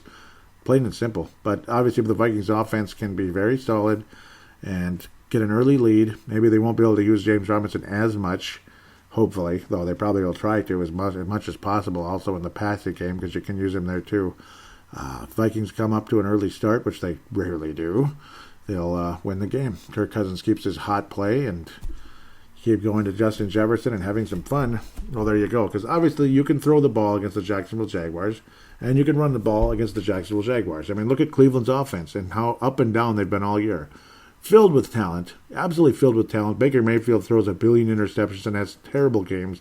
And he was unbelievable today, actually. 116 for his standards, he was awesome. Chubb, 144. Landry, 143. Pick your poison. Cook, 144. Justin Jefferson, 143. Just think about it that way. Vikings should have no problem beating this team, honestly. Even though Cleveland's 8-3 and the Vikings are, 5-6. Cleveland's had some lucky matchups the past couple of weeks. And good on them for taking care of business, though. Vikings did not do that versus Dallas. Vikings didn't do that versus Atlanta. You know, we just didn't. We had Tennessee on the ropes. We had Seattle on the ropes. Vikings should have won a lot more games this year than they did, bottom line. And Jacksonville's 1-10 for a reason. They just don't win. That's all. And maybe they want a future quarterback, and I'm sure they'll get one. And they're going to need that guy. Hopefully it's not the next Blake Bortles, because Bortles was really well thought of going into that draft, and it was like 3 games after that is like, oh, God, he sucks. And, yeah, he does. He does suck. That's why he's not on the Jaguars anymore. So with that said, Minnesota will beat the Jacksonville Jaguars. We're going to score 30 points. It's going to be 31-24, something like that. I think James Robinson will be a factor. Vikings defense will frustrate you at times, but I think Minnesota will take an early lead. Jacksonville will have their moments. We'll see what happens, but I do think you're going to get a lot of yards. Century mark for as long as Cook is healthy and doesn't have COVID either. Let's see if hopefully nobody has COVID coming into this one. But Justin Jefferson, as long as he doesn't get COVID, I think both of them reach the century mark and the Vikings score 30+. I mean, it could be 31-17, that kind of game. Nice blowout win for Minnesota at the end of the day, but the Vikings do win the game and get to 6-6. Take a break, come back for fan interaction before it gets too late.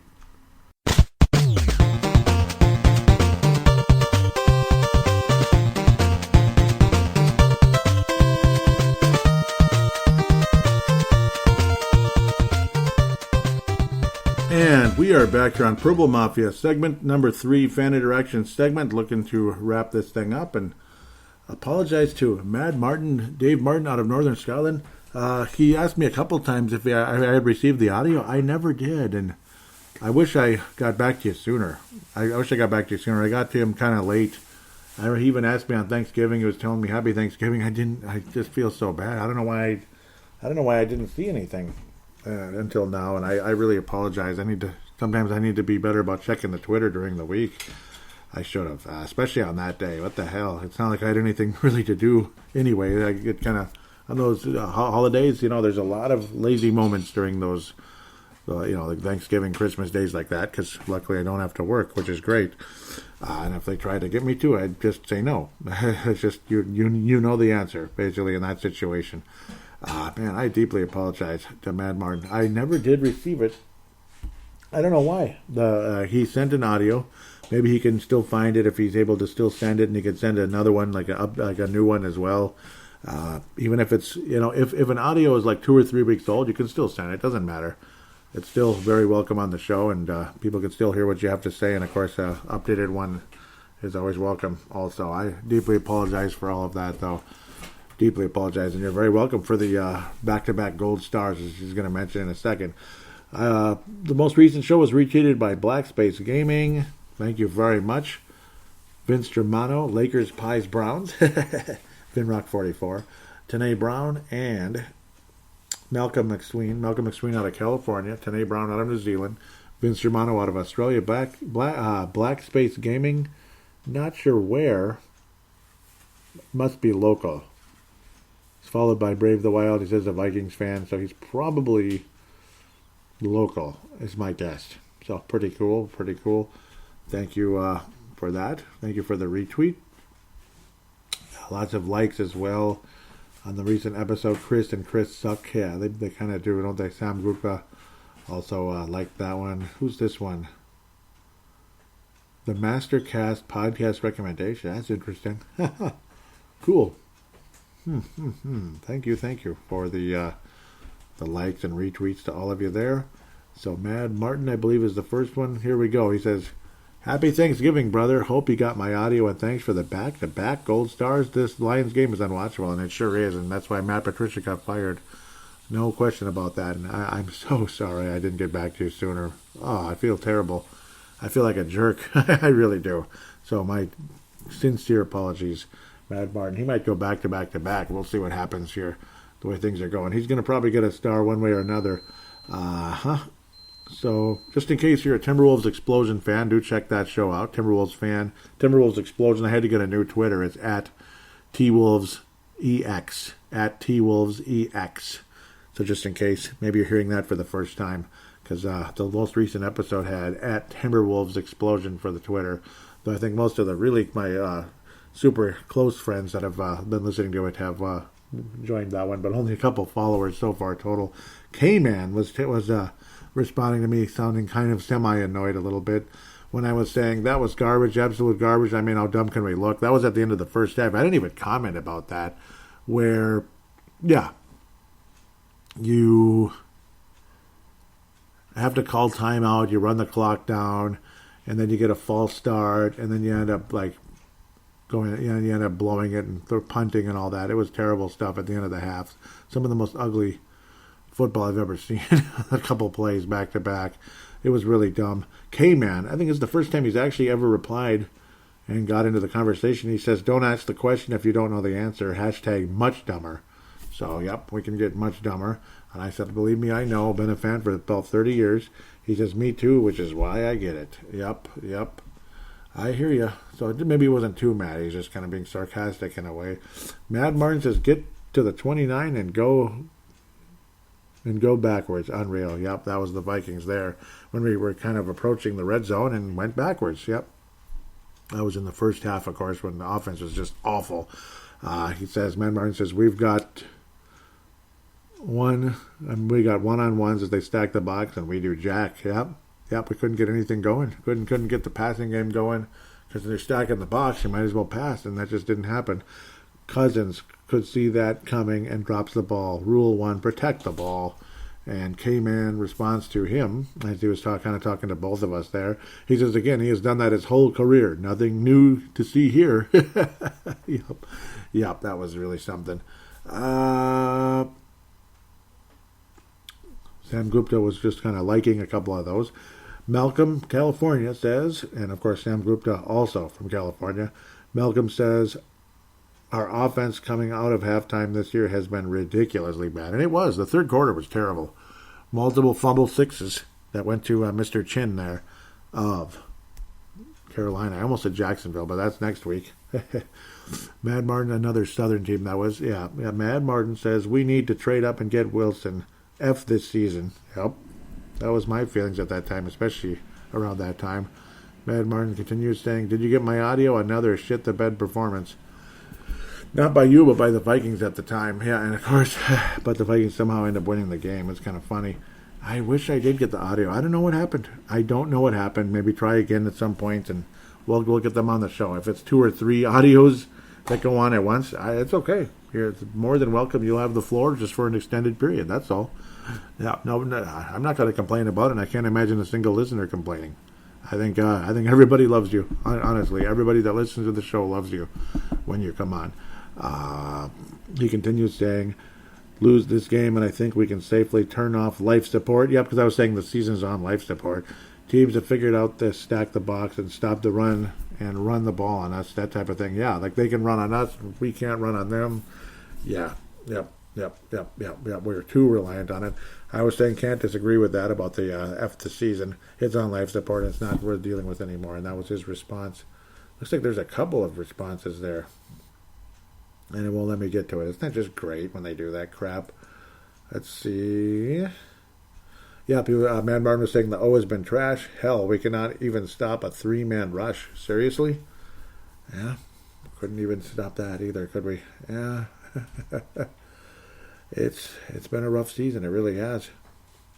Mad Martin said, I will send it again. What a total pile of garbage this game has been. These types of games used to hurt, but at 4-6, who the hell cares? They do deserve to lose this. And he said, yeah, isn't that funny, though, how it turned out? We still end up winning in a comeback. It's kind of crazy. And he was responding to what I was saying. I was saying that's as Minnesota as it gets when Chad Beebe fumbled that snap when we had a chance. We had a chance, and he fumbled the punt, and then luckily we were able to hold. I mean, miraculously, seriously, miraculously, momentum after that, we were able to hold Carolina to a field goal, which kept us within 6. I mean, that was what won the game. Honest to God, the defense won the game on that play, and then Kirk Cousins finished them off next time around. That was nice.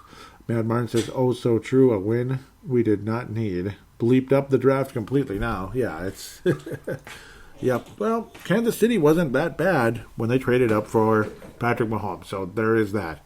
And Green Bay had the 24th pick in the draft when they got Aaron Rodgers. That's just the hope, where you have to hope for something crazy like that. And, you know, sometimes the first pick in the draft isn't that good, or they magically get hurt, like every freaking year for the Cincinnati Bengals, Detroit Lions, teams like that. Sometimes it's just how it is. At Purple Mafia Show, that is the Twitter account, and I can't thank you guys enough for joining. Phil Mackey, I'm going to read this, and even though he's not talking to me necessarily. The outpouring this afternoon has been amazing for those of you thanking me for motivating Kirk Cousins to leading a late-game fourth-quarter comeback win. It truly has been my honor to be the lead Vikings motivator, as they claw their way back into playoff position. And he's laughing. Yeah, it's pretty funny. It is pretty funny, and well, that's the second one that's the first one since the Saints game last year. You know, it doesn't happen often enough. That's the problem. So those of you that are not really high on Kirk Cousins, I don't blame you. He puts up nice numbers. He's got a really nice throwing arm, and he actually ran for 2 first downs today, which is, I've never seen that, ever. That was awesome. I don't know, man. I don't know. If you truly believe you can count on Kirk Cousins to lead you to a Super Bowl win, more power to you. I don't think so. I don't think so. Just my opinion. I'm just too harsh, I guess. That's at Purple Mafia Show. Let's go to the Facebook page. Vikings versus Panthers in-game thread is here. Let's see what people said about other things first. The most recent show. Any comments? Nope, just shares and likes and stuff. People thought it was funny how I called last episode Chris and Chris suck. Well, yeah, they do. Adam Thielen, the latest players to play on the reserve COVID list. That's what they call it. No comments, just some frustration in their likes or dislikes. Detroit Lions announced today that Bob Quinn, and Matt Patricia will fire. That was yesterday afternoon, early afternoon. They gave them their walking papers. Gerald String says probably one of the only teams that would be harder to remain loyal than the Vikings. Yeah, that would be hard to be like a loyal fan of the Detroit Lions. It just is what it is. Like I always say, when I first started watching football, it was 91, 92, around about then. And I was like, this Lions team is really tough. Yeah, wow, Detroit's one of those dangerous teams out there. Yeah, Detroit's dangerous, huh? Yeah, well, during that time, they were. Not long after that, they weren't. They still had the running back that drove you crazy named Barry Sanders, because you just couldn't bring him down, and he was all over the place. He'd go east-west, and then kablooey, away he goes for like 85 yards. That was Barry Sanders. Other than that, Mrs. Lincoln, how's the play been, though, when it comes to other than Barry Sanders, especially after he retired? That was pretty much the end for the Lions, pretty much without a couple little head fakes here and there. That's been the story of the Lions. We'll look at the in-game thread a bit. There are a couple of very nice, long comments. Let's see what Dave Hickey says. You can blame the defense for the shit other than Kendrick's The defensive backs were shit again. I can't believe they won this game. Mark Carlson says, now this is time for the Vikings defense to change the game. And Brett McCarthy says, holy crap, Beebe redemption. And there definitely was. There really was. Brett McCarthy, thank you always. Mark Carlson says, wow, it's a W. Come on, defense. Roger and Bowden says, puts it up. He has Jimmy Fallon putting his hand over his face. And there's Mike Dale out of New York State, not New York City. He says, sorry, Joey, I'm not able to watch today's game. So, he checked in, basically. Last week he must have been busy also, understandable, leading into Thanksgiving week, and who knows what was going on. Yeah, we don't know. It's personal stuff, I'm sure. Sorry, Joey, I'm not able to watch today's game due to a prior engagement that I can't back out of. That said, I hope the Vikes can win today against an almost equally moderately poor opponent. This season is on the brink, and another loss to a team we need to beat will surely mean the end of our playoff aspirations. Hopefully, the offense continues to play pretty well, and they continue to target Justin Jefferson. They did, thankfully. Big time today. They hope they target him big time today to get last week's big drop jitters out of his system and not have him lose confidence. Wouldn't that suck? Hopefully, the defense doesn't hit our old buddy Teddy too hard, as I still have a soft spot for the guy. Yeah, me too, Mike. However, by the same token, I'm a little more worried that this young and work-in-progress defense will make him look too good. Here's to them, hopefully pulling it out. Skull. And luckily, the defense did kind of save the day until Kirk Cousins took the Vikings on a run. Packers lead 27-3. Sounds like Packers versus Ponder, which is pretty much what it is in Chicago right now. It's Packers versus Ponder in a different way. It's not in Chicago. It's versus Chicago. Yeah. Dave Hickey says, the offense is more than predictable than ever, especially with Thielen out. It's shortly after halftime, and they just gave up 2 touchdowns to Chin. Well, they took it on the chin. That would have been the name of this episode if the Vikings ended up losing the game. They took it on the chin. Taking it on the chin, something like that.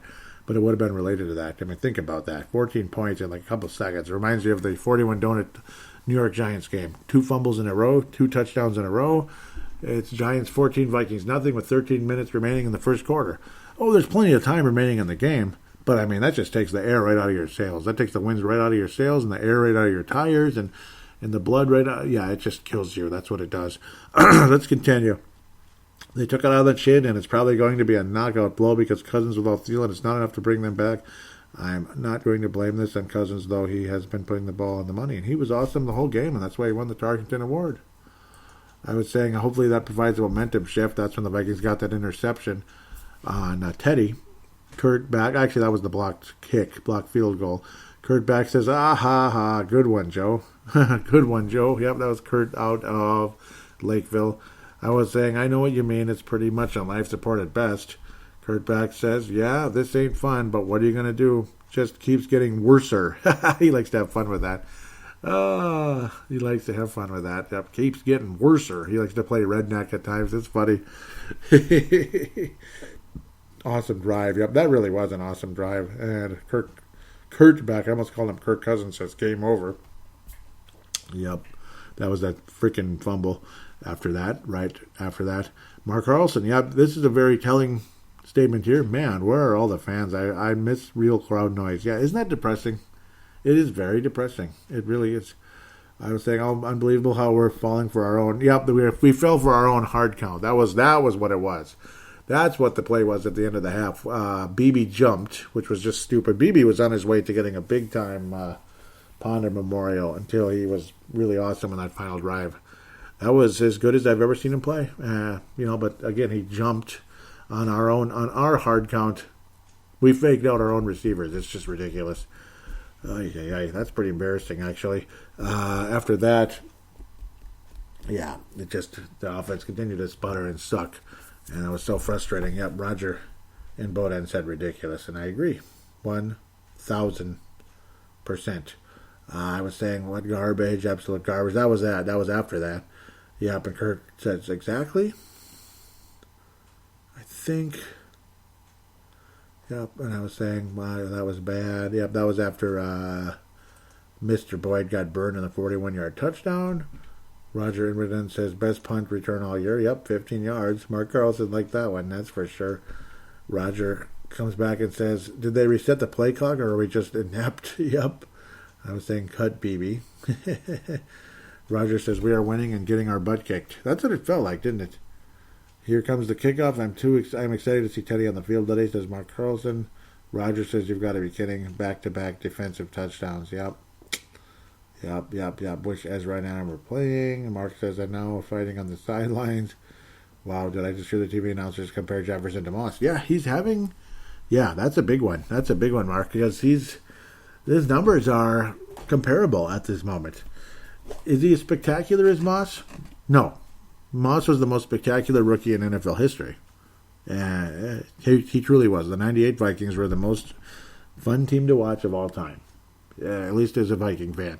The 94 49ers must have been very enjoyable for that franchise, for that fan base, because they just kicked everyone's ass that year.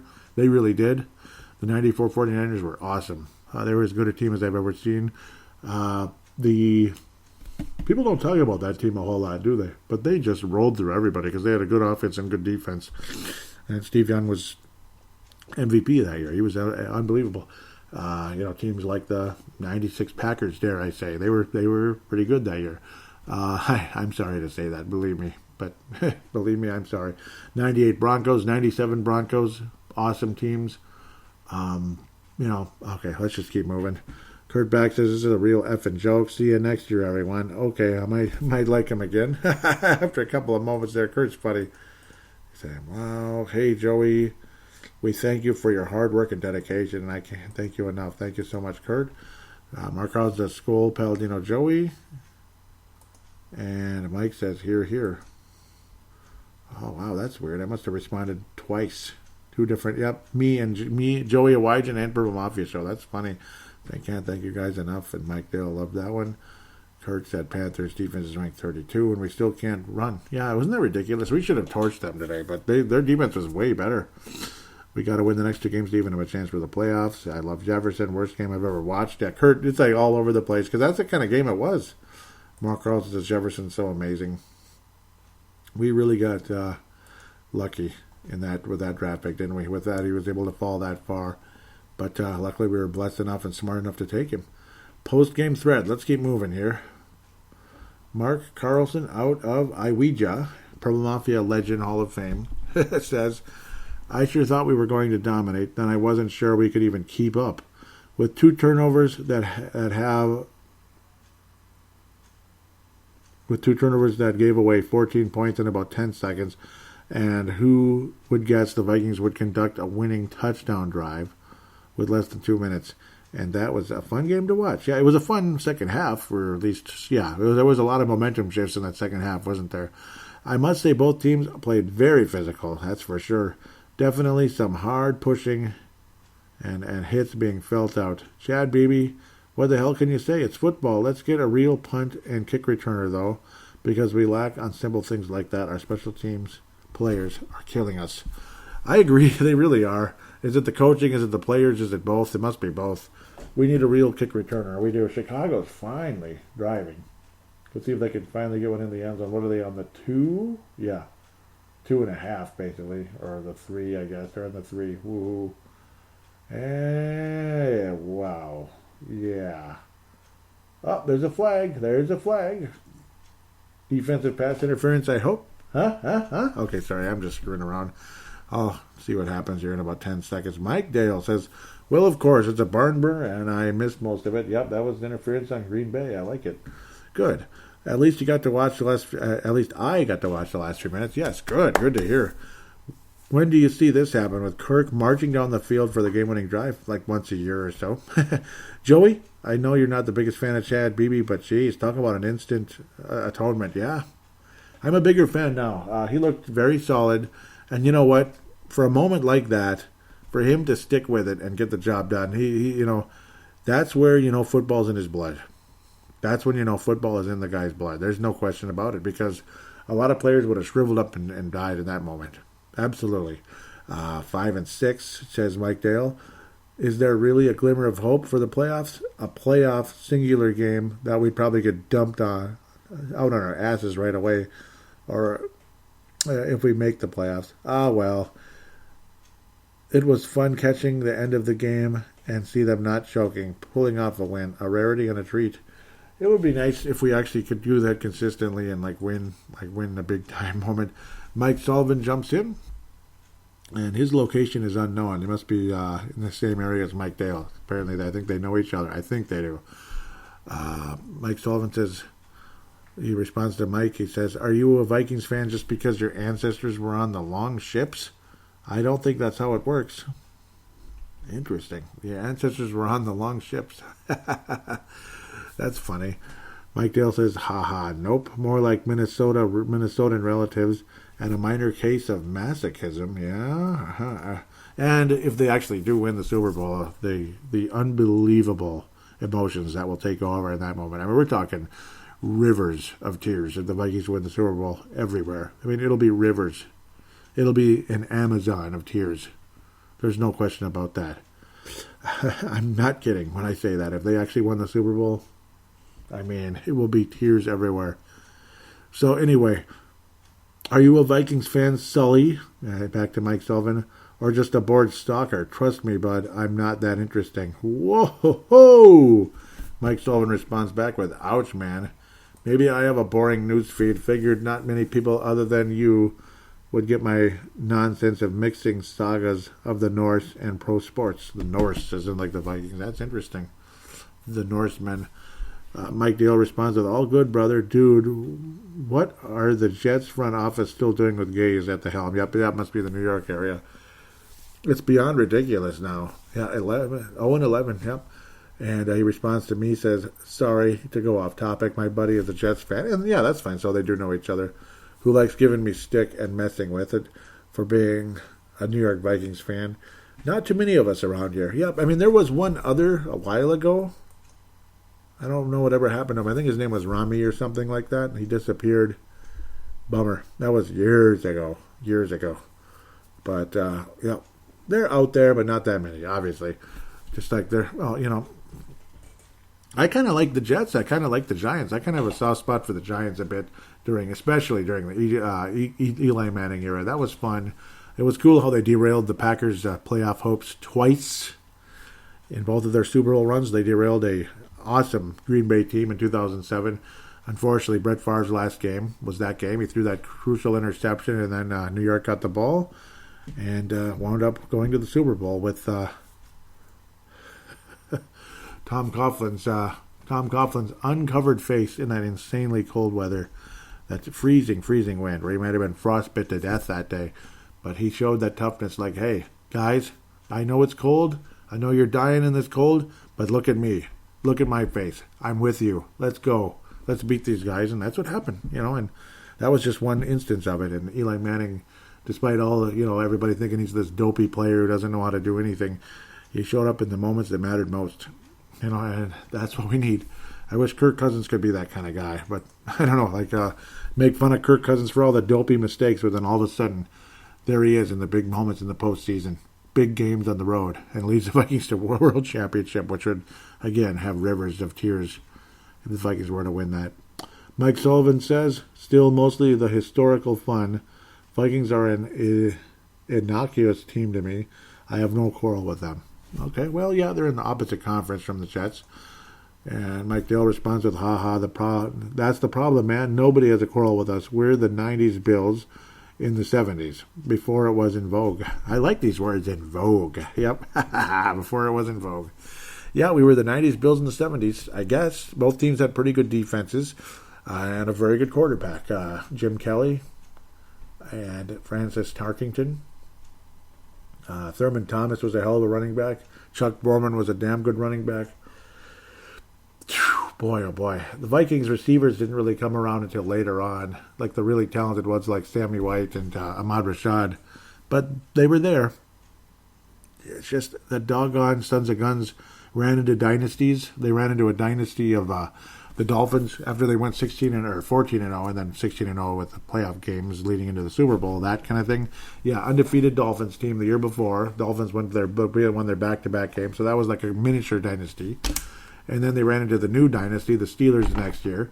And then they ran into the next dynasty, the frickin' Raiders. They were like a dynasty, but dominant team. They won multiple Super Bowls in a short stretch. I think they won 3 Super Bowls, so they were kind of a miniature dynasty as well in the late 70s, early 80s. The Oakland Raiders, Oakland/Los Angeles Raiders, their 3rd Super Bowl championship was in 1983. I think those were all with Mr. Because they did win 3 in that short era. I think it was like 76, 78, and 83, something like that. It was something like that. Pretty sure 81 was San Francisco, right? Or was it 82? I think it was 81, I think. I'm all over the place. But early 80s was San Francisco, and yeah, there was a pretty talented couple of teams in Northern California back then, wasn't there? Until they moved to Southern Cal, the Raiders, for a short time. I think that's the end of the fan interaction. And mostly it was those guys talking, but that's okay. That's okay. A little back and forth conversation. Mike Dale went from invisible to dominant again. Cool. Gotta love Mike Dale. Gotta love it. Got to love it. No question about it. So the gold star for this episode, it's going to go to, it's tough. It's so tough. Is it going to be a three-peat for Mad Martin? Yeah. Oh, man. Mike Dale and Mad Martin, you're going to share the gold star. Yep. So it's like 2 guys that have been gold starring it every week. They're just unbelievable. You're going to share it. And it's going to be, so that's going to be both in New York there. The next, there's going to be 2 silver stars in Iowa. Dave Hickey and Mark Carlson are going to be sharing that one.